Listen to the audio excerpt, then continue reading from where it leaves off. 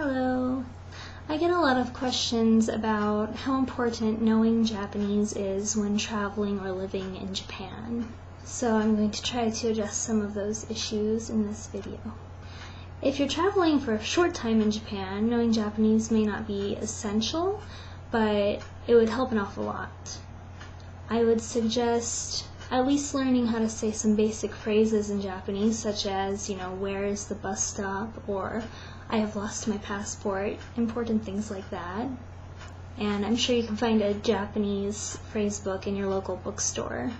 Something that would also be helpful for you is to learn the kanjis of the places you'll be traveling to or staying at while you're in Japan, such as your hotel or the city you will be going to. The train tickets in Japan are normally purchased through a ticket machine. There is often English as well as Japanese on the train ticket machine's buttons. It's good to be prepared just in case there isn't any English. And on some trains, when your stop is coming, it won't be in English. So you might want to learn at least those kanjis and just have it written down somewhere for you to look for.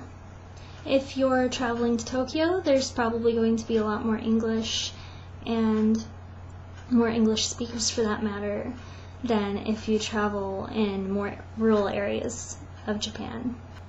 Now, if you're planning on moving to Japan to live for some time, I would highly suggest learning at least the hiragana and katakana writing systems. They don't take very long to learn, and you'll see them everywhere along with kanji.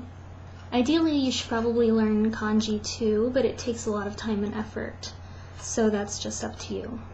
As long as you know simple, basic Japanese, daily living activities in Japan shouldn't be too difficult.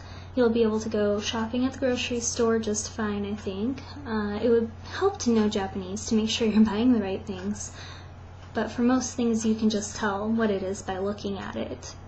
I cashiered for a little while in America, and I know that cashiers there are encouraged to ask some questions to their customers, like, how are you? Are you finding everything okay? Things like that.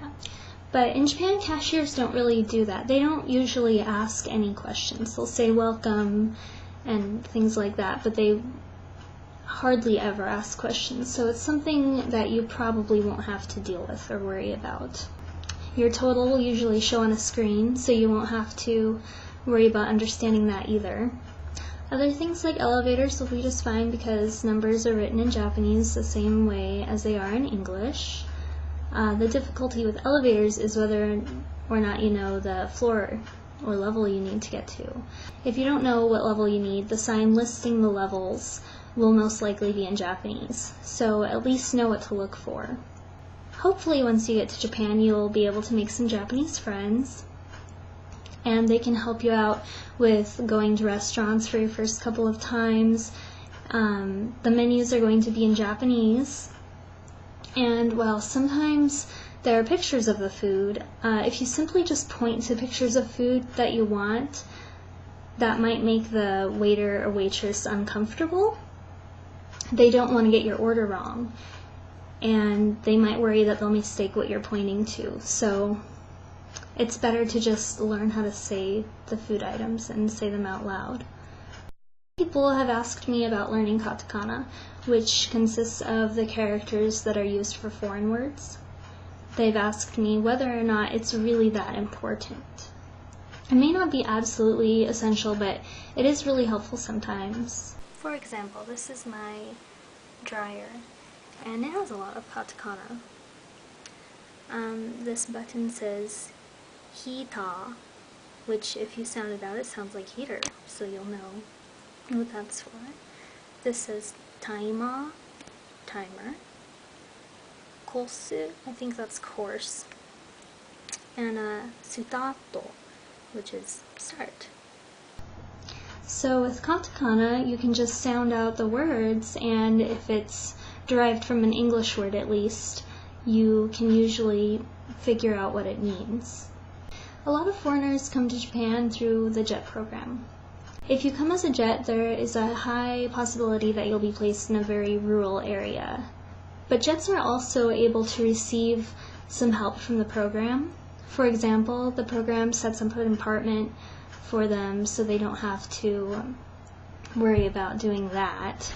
If you come to live in Japan and will not be coming through a company or a program that's going to help you set up an apartment, that's going to be a difficult process whether or not you know Japanese.